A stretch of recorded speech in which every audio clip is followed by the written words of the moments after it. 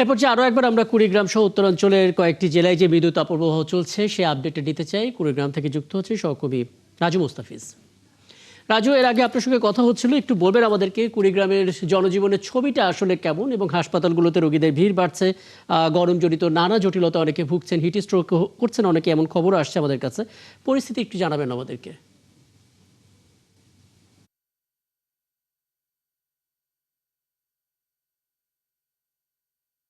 আসলে কুড়িগ্রামের যে অবস্থাটি, আমি এই মুহূর্তে আছি কুড়িগ্রামের একদম মাঝে।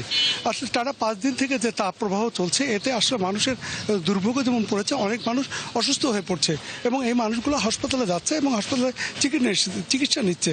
কুড়িগ্রাম সদর হাসপাতালের একজন ডাক্তার আমাকে জানিয়েছেন যে আসলে মানুষের যে দুর্ভোগ, এই প্রচণ্ড গরমের কারণে মানুষ যেন একটু ঠিকমতো পানি বেশি করে খায় এবং মানুষ এই সময় যাতে তরল খাবার খায়। এবং তিনি আরও বলেছেন, যদি মাথা ঘোরা, বমি বমি ভাব এইসব হয় তাহলে যেন মানুষ দ্রুত হাসপাতালে এবং চিকিৎসা কেন্দ্রে যায়। আসলে যে গরম পড়েছে সেটির অবস্থা হলো যে হালকা বাতাস থাকলেও আর্দ্রতা এত কম, মানুষ একটুতেই ঘেমে যাচ্ছে।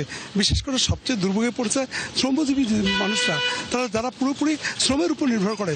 এইসব মানুষরা সকালে কাজের জন্য বের হলো, তাদের সমস্যা হচ্ছে যে তারা কিছুক্ষণ কাজ করার পরেও তারা আবার বাধ্য হচ্ছে একটু ছায়, একটু ঠান্ডা জায়গায় অবস্থায়। এবং এর মধ্যেই আপনাকে বলে রাখি যে কুড়িগ্রাম সরকারি কলেজের একজন ছাত্র হিট স্ট্রোকে মারা যাওয়ার খবর আমার কাছে এসেছে।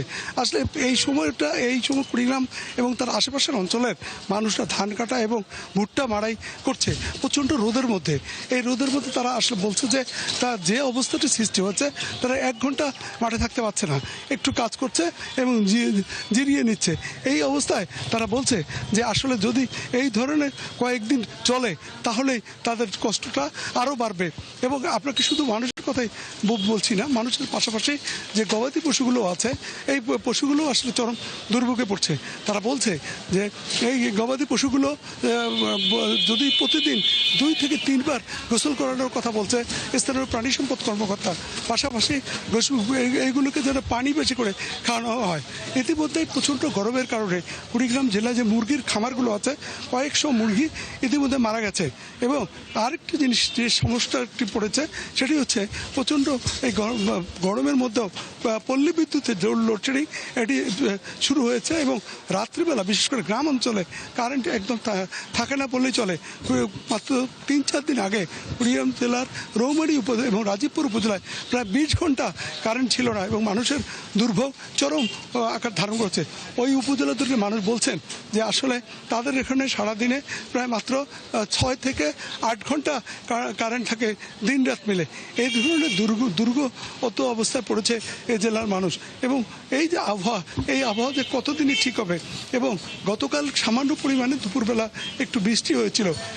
এরপরে বজ্র বৃষ্টির মধ্যে কুড়িগ্রাম জেলার উলিপুর উপজেলায় কিছু ছেলে তারা ফুটবল খেলতে মাঠে বজ্রপাতে একজন মারা যায় এবং এ পর্যন্ত এ জেলায় প্রায় 7 থেকে 8 জন বজ্রপাতে মারা গেছে। একদিকে বজ্রপাতের মৃত্যু এবং অন্যদিকে এই তীব্র তাপদাহে জনভোগান্তি, সব চিত্র মিলে আসলে নাজেহাল অবস্থা একটা পরিস্থিতি দেখতে পাচ্ছে আপনার মাধ্যমে। নিশ্চয় পরবর্তীতে আরো আপডেট জানবো আপনার কাছ থেকে। কুড়িগ্রাম থেকে যুক্ত হচ্ছিলেন সহকর্মী রাজু মুস্তাফিজ।